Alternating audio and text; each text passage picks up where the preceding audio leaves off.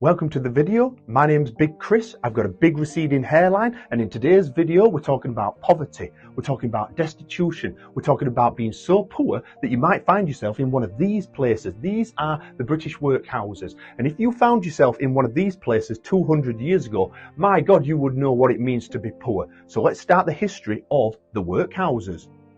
Between the years 1000 and 1348, if you were poor, you had two choices. One, go and get a job, or two, live on the streets. Good luck, buddy, you're going to need it.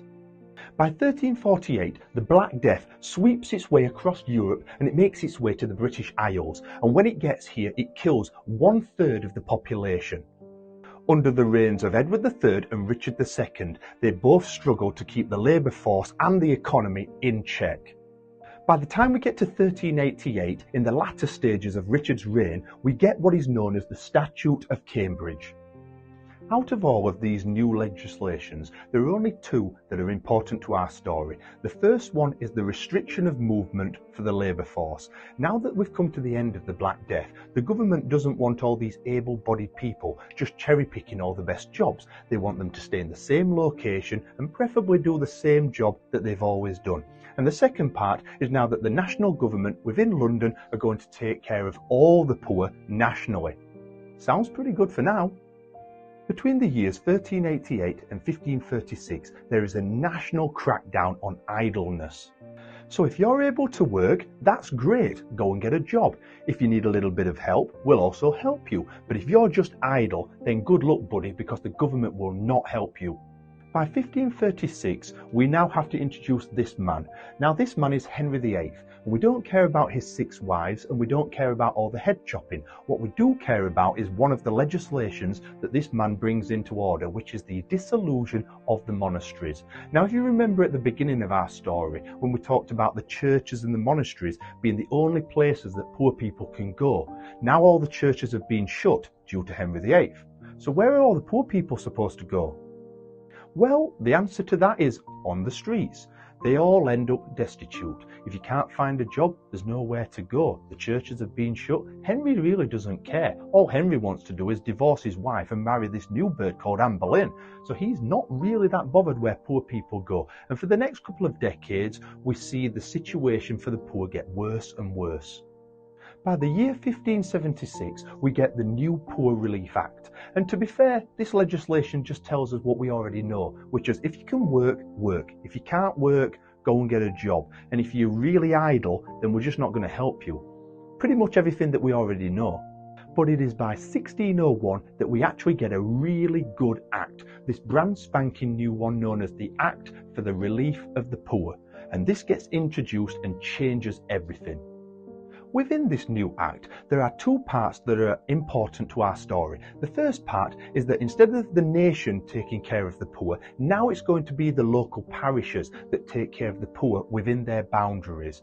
And because it's going to be a local fund, they want to make sure that all that money is spent responsibly. So they categorize people into 3 parts. You're going to be able, which means you can work. It means that you can be helped, support, and then the third part is that you are just idle and you are not going to get any help. The second important part is what we call outdoor relief and indoor relief.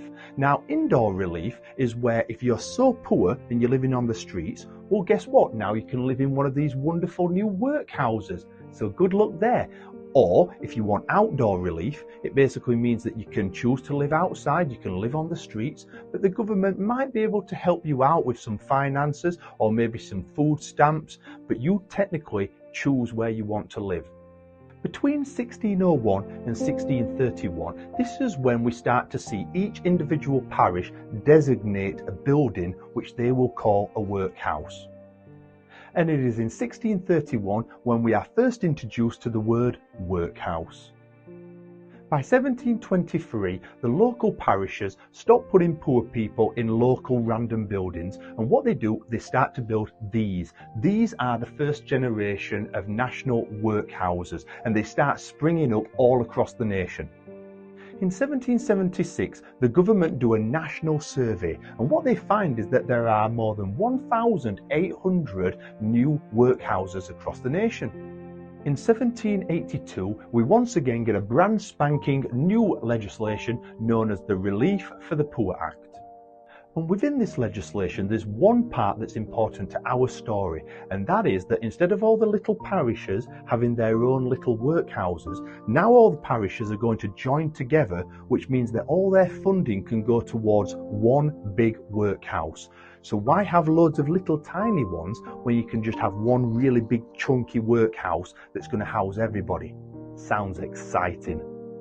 Well, it turns out it's not actually that exciting, and you want to know why? Because by the 1830s, the national government is spending £7 million on debt relief for the poor.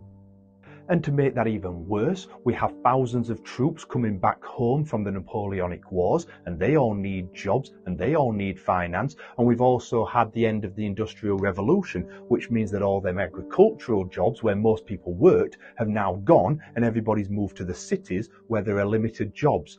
So it's really getting hard out there to find work. By 1834, the national government was at breaking point. It just could not afford to keep paying the local parishes to look after the poor. So one of the things that it does is it scraps the outdoor relief fund. This means that if you're poor, if you're destitute, you only have one option. You're going in the workhouse. We have now finally arrived at the exciting part where we can talk about these. These are the mid-1800s workhouses, also known as the Victorian workhouses. And as you can see, they're a lot bigger and they can hold more people, which is great, I guess. But what we also need to remember is it's these workhouses that are famous in the books and then famous in the films, such as "Please, sir, can I have some more Oliver Twist?" That was based in a workhouse. So let me tell you a little bit about what happens in here.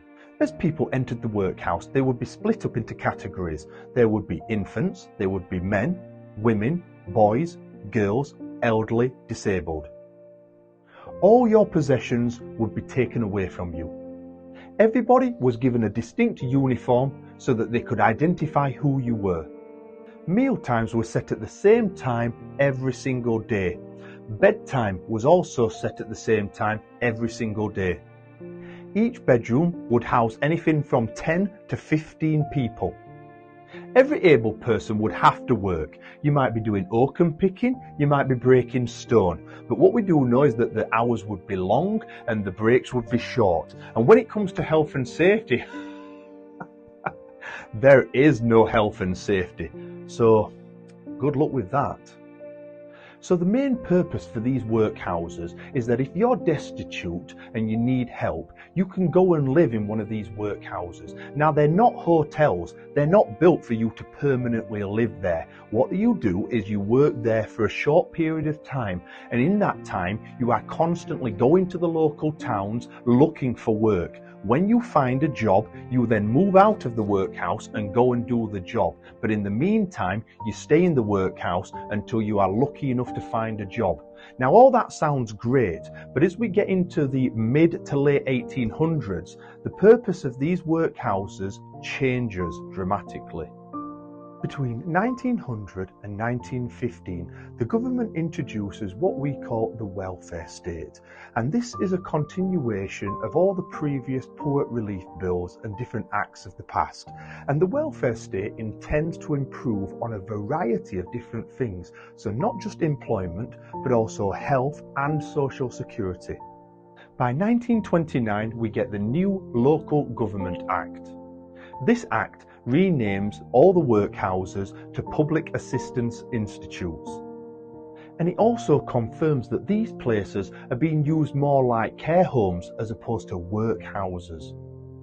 Now, by this part in the story, you might think that these places might just shut down and be forgotten about, but you would be wrong. And the reason for that is this. This is the Great Depression, and it is when the stock markets collapsed. And all around the world, all the economies crumble, even Britain. And in Britain, the unemployment level skyrockets. And what does that mean? These workhouses start to fill up again. In the late 1930s, Britain starts to arm itself once again, ready for the Second World War, which means that these places start to empty as more people go off and find employment. After the Second World War, Britain finally realises how to improve the welfare system. So all that big pot of money is now going to be split up into individual benefits. So one benefit will help the elderly, one will help disabled, one will help people looking for food, one will help housing costs, and all these individual bills are now going to serve a better purpose for individuals. We also then have the introduction of the NHS, the National Health Service, which is going to take care of the medical bills for the poor. So at this late stage in our story, you might be thinking, well, what happened to these relics of the past? Did they all close down? Well, the answer to that is no. In fact, the last one didn't close until the 1990s. And the reason being is because these large buildings were actually still serving a purpose, which was to look after the elderly, the disabled, and children. They did a really good job. And instead of separating them all and sending them off to more expensive, smaller facilities, why not keep them in these large facilities where it's cheaper? So there we are, everybody. That is the history of the British workhouses. Now, if you enjoyed the video, please like and subscribe. And my name's Big Chris. I've got a big receding hairline, and have a wonderful day.